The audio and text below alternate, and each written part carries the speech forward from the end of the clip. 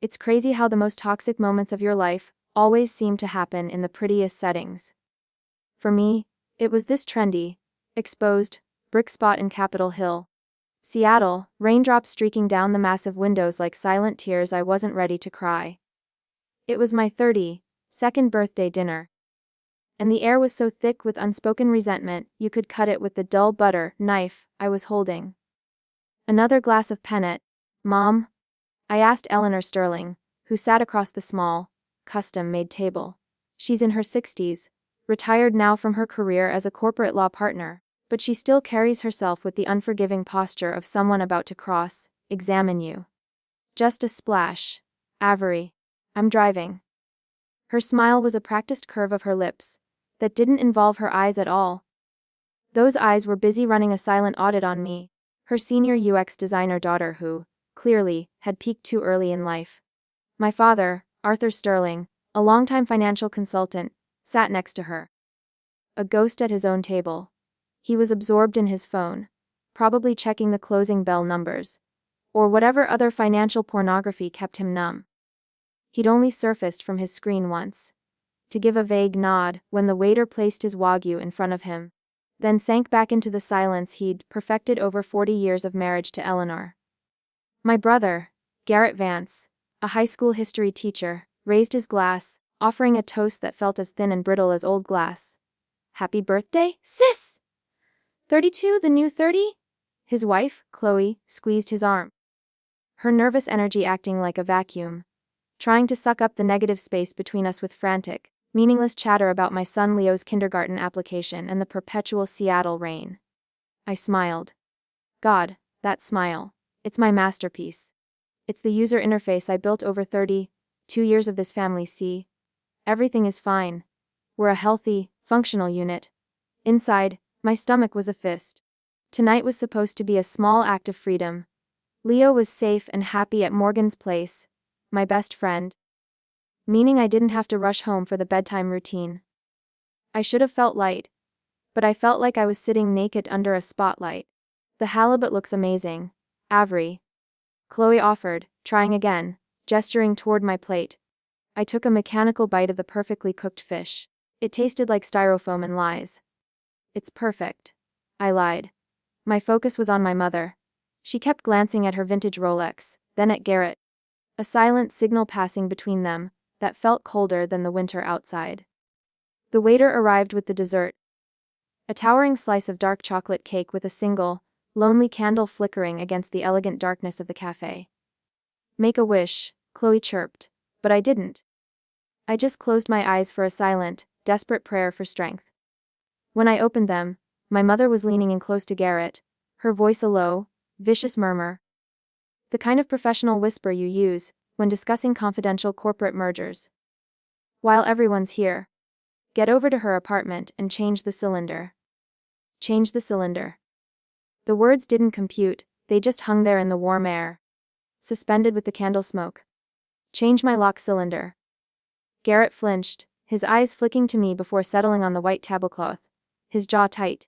Chloe's bright smile finally evaporated as she caught the tail end of the exchange, confusion clouding her face.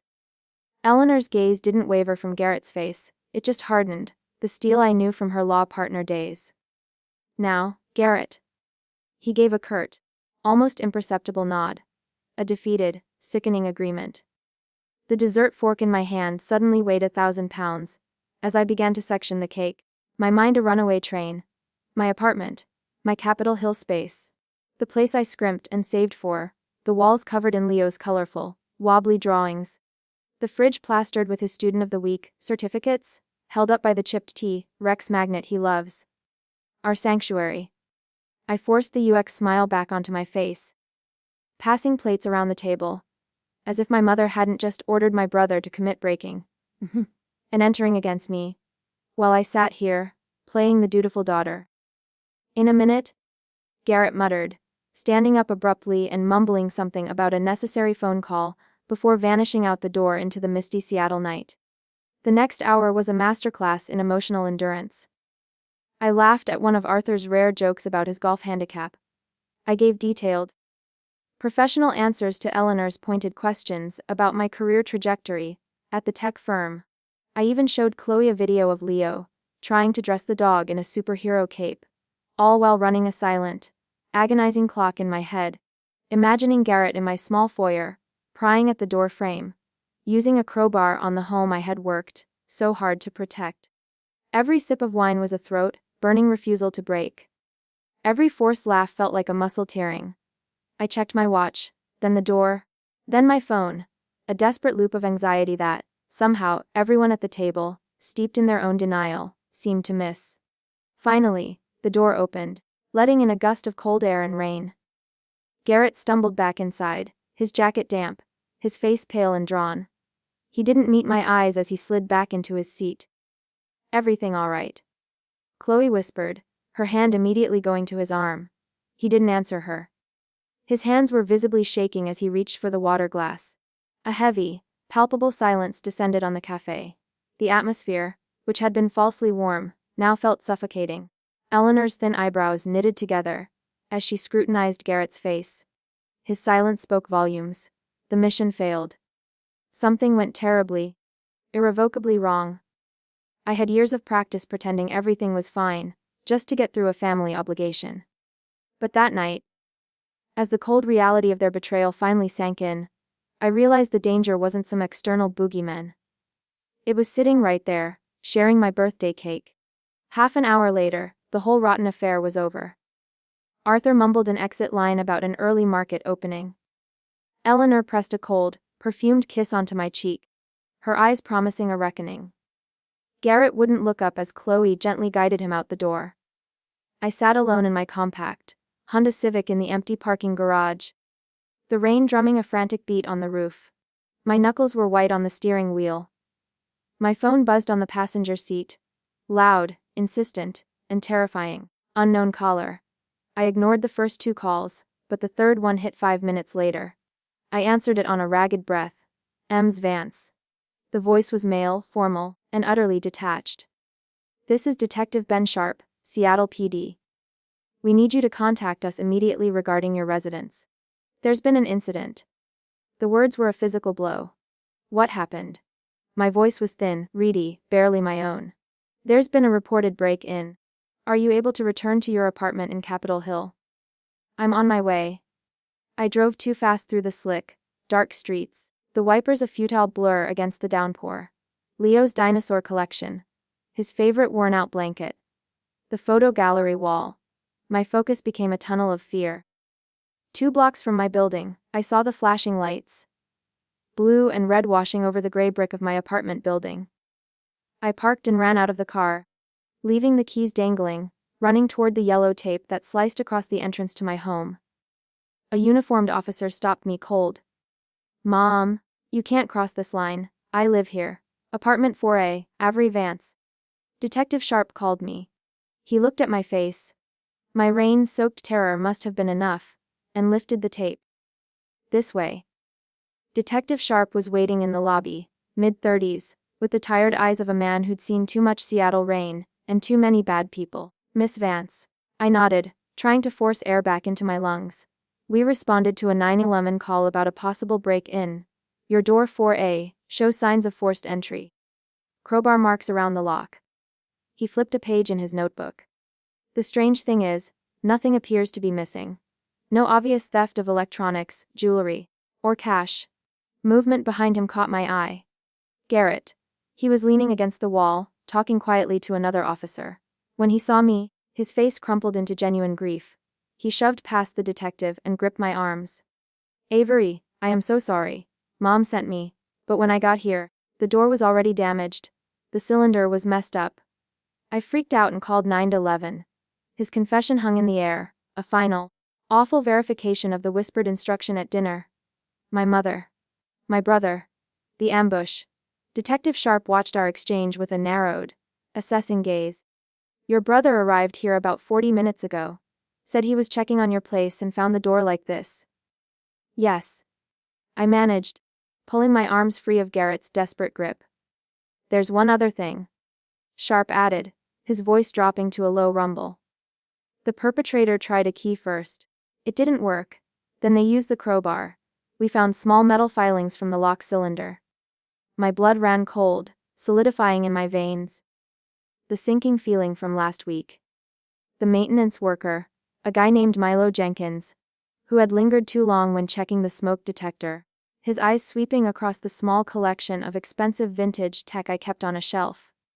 The unsettling way he'd smiled. That unease that had prompted me to change the locks myself just 3 days ago. That's why the key failed. This wasn't random. Someone had a key to my home. A key that no longer worked. The truth was a shard of ice in my heart. The key failing meant this whole mess wasn't some random Seattle street crime, it was targeted. Someone I knew, someone who had access or felt entitled to access, had a key to my apartment. And my gut told me exactly who was involved. "Can I go up?" I asked Detective Sharp, my voice steady now, focused on getting into my space. He nodded, holding the yellow tape aside. Garrett shadowed us, looking less like a high school history teacher, and more like a frightened kid, dragged into a family criminal enterprise. The walk down the hallway to 4A felt like a death march. The yellow tape stretched taut across my doorway, a horrible, sickening banner. The door frame was splintered. Raw wood screaming silently around the bent metal of the lock. Sharp ducked under the tape, cautioning me, "We've processed the scene.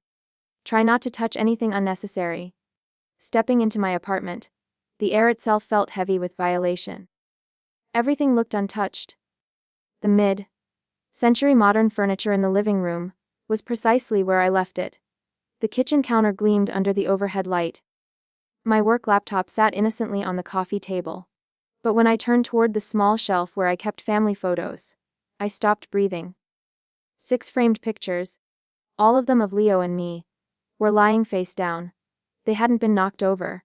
They were meticulously, deliberately placed, lined up like a row of small, silent accusations. It wasn't random. I whispered to Sharp, who was observing the scene from the doorway. He was sending a message. Every single photo featured my son. Leo's gap-toothed smile, Leo at the Pacific Science Center, Leo in his superhero pajamas. I walked through the apartment, a slow, methodical cataloging of the wrongness. Nothing was stolen, nothing was visibly ransacked. But in my bedroom, my nightstand drawer was slightly ajar. Sitting on top of the cherry wood, a stark white envelope that absolutely, definitively, had not been there this morning. My fingers trembled as I picked it up. Inside was a single sheet of paper. One typed line. "Tell your mother the truth always finds its way home." My knees gave out and I sank onto the edge of the bed, the note rustling in my shaking grip. The silence of the apartment was suffocating. Sharp's radio crackled to life, pulling him into the hallway for a low, urgent conversation. When he returned, his expression had hardened into granite. "They detained a suspect 3 blocks from here. Milo Jenkins. He was a former handyman contractor for your building, fired last month." I remembered the name tag. The greasy friendly smile. The way his eyes had lingered on my vintage tech. "We found his prints on the back of your picture frames," Sharp continued, his voice low and deliberate. "And we got a preliminary look at his bank records. There was a recent deposit. A $4,800 transferred yesterday from an account belonging to Eleanor Sterling." He paused, letting the name sink into the silence. The memo line said, "Structural repair fee." The room tilted. The whisper at the birthday dinner. The crowbar marks on my door. The face, down photos of my son. The threatening note. The fourth 800. Eleanor, my mother. My blood turned to slush. She had paid a fired contractor to break into my home, to send a message about Leo. The true realization. The core of the betrayal I had ignored for years, crashed over me. My family wasn't just controlling and judgmental. They were criminals. They were dangerous. I spent the rest of the night on my couch, wrapped in a blanket, staring at the white envelope. The single typed line mocking my sleepless anxiety. "Tell your mother the truth always finds its way home." Sharp's words were on repeat. The key that didn't fit. The 4,800 transfer. Eleanor Sterling's bank account. What truth was this note referring to? I kept cycling through my memories, trying to find the missing piece. The reason Eleanor would risk this level of exposure. And then, at 400 a.m., The camera snapped into horrible focus. 6 weeks ago. A Saturday morning. I'd driven over to my parents' sprawling Medina estate, planning to collect a few boxes of Leo's old toys from the storage room above the garage. Arthur was golfing. Eleanor was at some society luncheon. Perfect anonymity. The storage room smelled of dry cedar and old money. I was moving aside a precarious stack of old tax filings when I saw it. A plain, gray banker's box, tucked deep behind a holiday decoration bin. The label was hand-printed in my mother's unmistakable, precise script. Sterling Holdings, Trident Portfolio, Miss Key. My heart hammered against my ribs. Trident Portfolio. I had never heard of it. I told myself to leave it, but the chilling instinct that had made me change my locks just days ago took over. I lifted the lid. Inside, stacked with Eleanor's characteristic, intimidating order, was a collection of documents that made my blood run cold. Property deeds for shell companies I'd never heard of, offshore bank statements from places like the Isle of Man and Liechtenstein, and the most sickening detail of all, a stack of legal documents and partnership agreements for a shell company called Trident Holdings, all bearing signatures identical to mine. But I had never signed them. The forgery was meticulous, flawless, mirroring every loop and flourish of my signature I used on my tech firm contracts. The fear was a cold, sick wave. I pulled out my phone, my hands shaking so violently I almost dropped it, and photographed every page, every balance sheet, every forged signature. I put everything back exactly as I found it, closed the box, and slipped out of the estate, my pulse ringing in my ears. I told no one. I convinced myself I was mistaken, overreacting. But a week later, the sickening dread pulled me back. I invented an excuse about forgetting one of Leo's jackets. I went straight to the storage room. The banker's box was still there. This time, I didn't just photograph the documents. I pulled the entire file folder containing the original, most damning documents, slid it under a bulky pile of sweaters in my gym bag, and hurried home. I hid the folder in the deepest recess of my coat closet, behind a forgotten box of winter boots, and tried to pretend that I hadn't just discovered my parents were felons. Now, at 4:00 a.m., in my violated Capitol Hill apartment, the truth was blinding. I whispered it to the empty room. The break-in wasn't a threat, it was a retrieval mission. They had discovered the folder was missing. Eleanor paid Milo Jenkins to get the Trident portfolio back, and my small act of self-protection, changing the lock cylinder, had completely ruined their clean recovery plan. They weren't just manipulating me. They were launderers. They had been using my identity, my clean, unremarkable life, to mask their illegal offshore holdings. The Trident portfolio wasn't some investment for my future, it was a liability, a shield to protect them when the Securities and Exchange Commission finally came knocking, leaving me to take the fall. The cold, disorienting fear I'd been living with for weeks finally burned away, replaced by a pure, searing, clarifying rage. They didn't just breach my privacy. They jeopardized my son's future. They used Leo's mother as a sacrificial lamb for their white-collar crimes. I got off the couch, the blanket pooling at my feet. My movements were steady, precise. I walked into the bedroom, opened the closet, and retrieved the folder. It was thick, heavy with the weight of years of lies and forged documents. Physical, undeniable evidence. The truth that found its way home, not to Eleanor, but to me. For the first time I felt powerful. I held the real keys now. I glanced at my phone at 5:45 a.m. The Seattle sky was turning a dark, bruised gray. My hands were perfectly steady as I typed a message to my mother. Dinner. My place, 7 p.m. no games. I hit send without a moment of hesitation. Then I called Morgan. Hey, I said when she answered, groggy sleep thick in her voice. Can you keep Leo one more night, please? Something big is happening. Of course, Morgan said, instantly alert. Avery, what the hell is going on? I'm taking care of something, I said, looking down at the folder on my kitchen table, spreading the damning documents out like a winning hand in a poker game. Something I should have taken care of 30 years ago. After I hung up, I leaned against the counter, breathing deep. For years, I had been the family UX designer. The one who smoothed the user journey, minimizing the friction, accepting their control to avoid the inevitable explosion.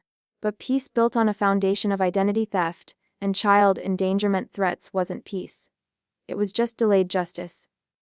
The sun finally broke through the clouds, sending a sharp, defiant ray of light across the stack of forged deeds. Game over, Eleanor. The apartment felt different, cleaner, sharpened. It felt like a war room. I spent the day arranging the living room, scrubbing surfaces, creating a strategic, balanced space. I was setting the stage for the final act. The new deadbolt cylinder, the one I'd installed myself, gleamed on my door, a small, tangible boundary against the chaos. Thanks for keeping Leo again. I whispered to Morgan over the phone, my voice low despite being alone. Just one more night. As long as you need. She replied immediately, the concern in her voice solid and unwavering. Are you sure you don't want me there when she arrives? No. I said, a surprising steadiness in my tone. This has to be between us. I have to see it through.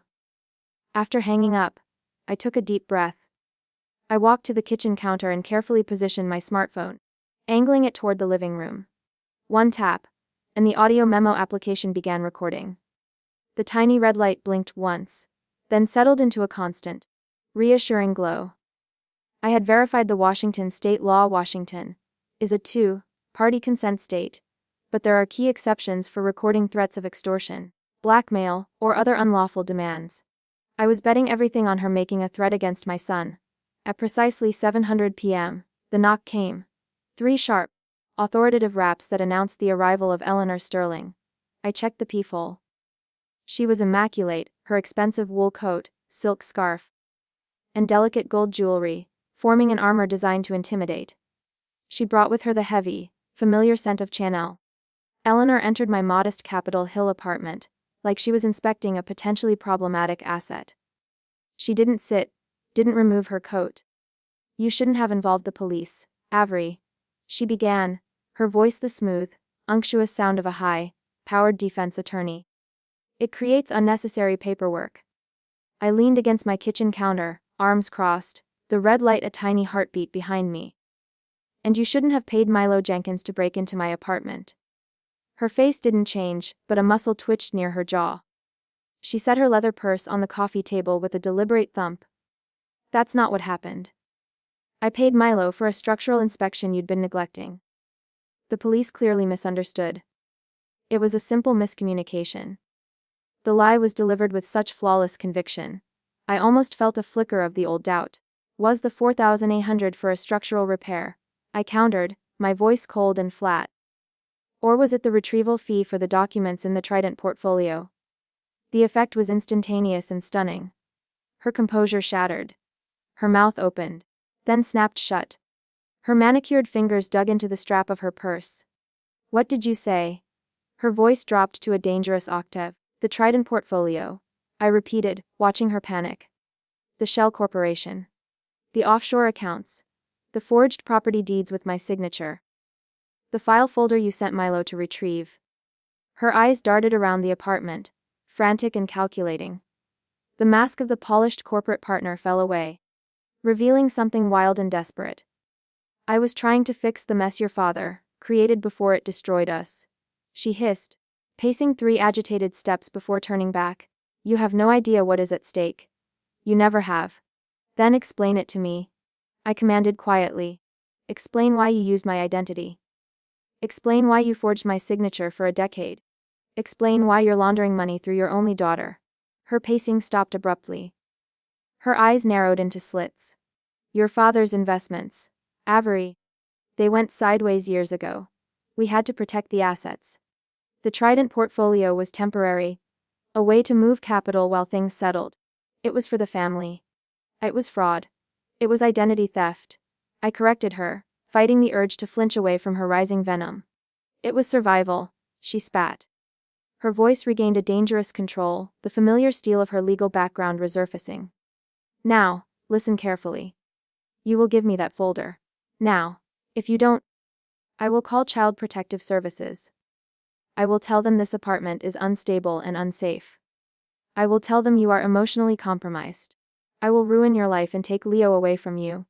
Do you understand me? The threat hung in the air, explicit and ugly. My blood ran cold, but I stayed perfectly still, letting her words crash and settle, letting the recorder behind me capture every syllable. "Are you threatening me, Eleanor?" I asked, ensuring her response would be undeniable. "I'm telling you how things will be," she replied, a smirk returning to her lips, misinterpreting my stillness as surrender. "You've always been weak, Avery. Make the right choice." She opened her purse, pulled out a firm's business card, and dropped it onto the coffee table. "Call this number tomorrow. Tell them you're returning the Sterling family documents." She turned, her posture instantly rigid again, victory in her step. I remained silent as she left, the door slamming shut with a finality that echoed in the quiet space. The deadbolt clicked into place. I walked to the counter, my fingers perfectly steady, and stopped the recording. I played back the crucial 11 minutes once, listening to her chilling threat against Leo. Her explicit admission of the fraud. This recording, under Washington's law exempting threats of unlawful demands, changed everything. I slid down onto the kitchen floor, the phone clutched in my hand, listening to the heavy, peaceful silence. I had the proof. I had the power. The clock on the microwave read 10:38 p.m. I dialed Detective Sharp's direct number. He answered on the third ring, sharp and alert. "Officer Keller. This is Avery Vance. I have more. I have the documents, and I have a recording of my mother's full confession and explicit threats of child endangerment. I'm ready to give my statement, first thing in the morning." A pause. Then his voice, now laced with genuine urgency. "Avery, that's serious. Do not speak to anyone else. Especially not your brother. Be at the station at 8 a.m. sharp. Ask for me. I will be there." I hung up, then called Morgan. "Hey, it went exactly as planned. Is Leo asleep?" "Sound asleep," she confirmed. "What about you?" "I'm fine. I'm safe," I assured her. "I'll explain everything tomorrow. Could you keep him one more day? I need him completely safe until the legal action begins." "Don't," Morgan said, "no questions asked. We've got him." I spent the rest of the night organizing the evidence, the Trident portfolio folder, the photos on my phone, the threatening envelope from Milo Jenkins, and the audio recording. Each item was a brick in the wall. I was finally building between myself and the people who had claimed to be my family. The woman in the mirror before dawn was different. Her eyes were clear, and her shoulders were straight. She was no longer the family peacekeeper. She was a witness seeking justice. The Seattle PD station was quiet at 7:45 a.m. The desk sergeant called Detective Sharp, who appeared almost instantly, a fresh file folder already in hand. "Miss Vance." He greeted me with a solemn nod. "Follow me." He led me to a small, functional interview room. I sat down and placed the stack of evidence on the table. I started with the Trident portfolio folder, the forged deeds, the offshore bank statements, the tax documents. Then, the time-stamped photos on my phone of the original discovery. The envelope from Milo Jenkins. Finally, I placed my phone on the table and hit play. For the next 11 minutes, we listened in silence as Eleanor's voice filled the room. First smug, then furious, and ultimately, threatening to weaponize Child Protective Services against me to retrieve the documents.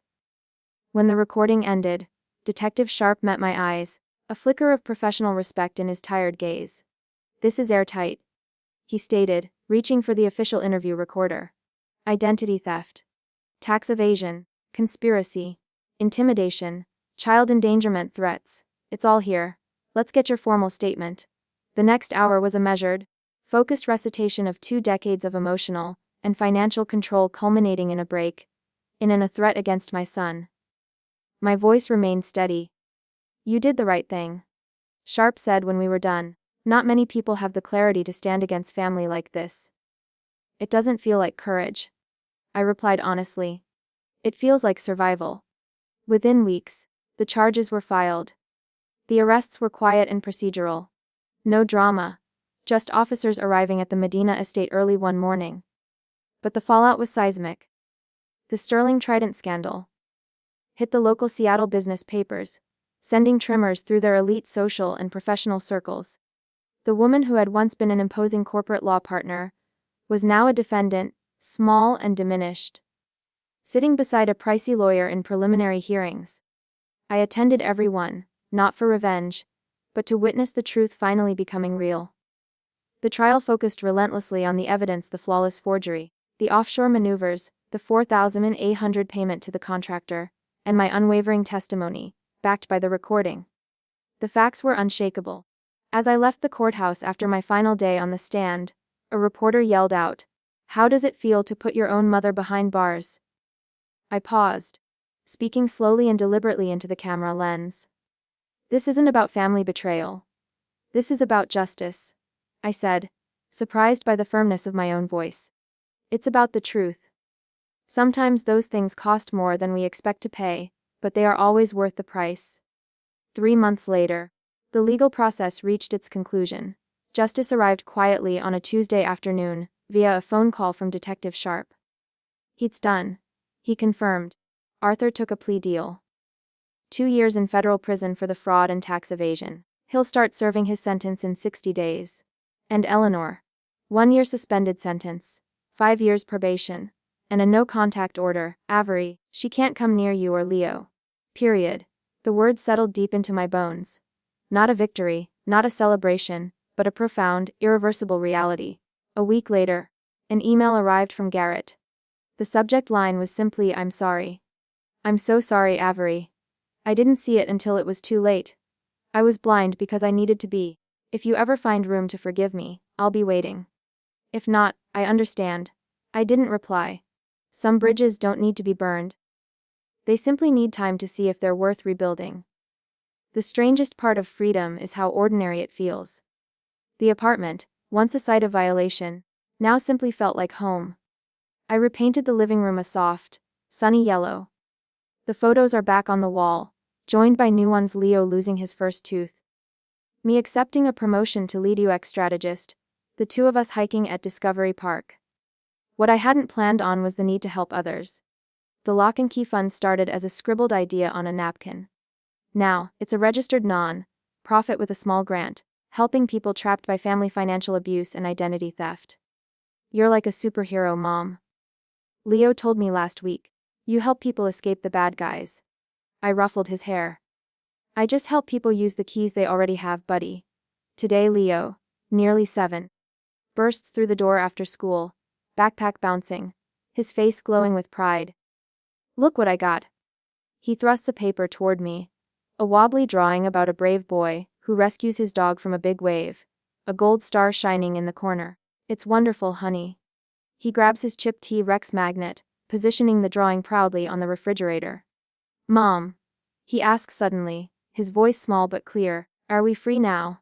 I crouched down until we were eye to eye, brushing the hair from his forehead. "Yes, baby," I whispered, pulling him close. "We're safe, and that's what freedom really means." After tucking him in, I went to my desk and retrieved the last forged trust document, now thin and weightless. It had once held the power to destroy my life. Tomorrow, it would be delivered to the district attorney's office. The final piece of evidence retired. I walked to the corner mailbox, listening for the crisp thunk as the envelope hit the bottom. Back home, I hung my new house key on the hook by the door, right beside Leo's gold, starred drawing, the two symbols, truth and security, side by side.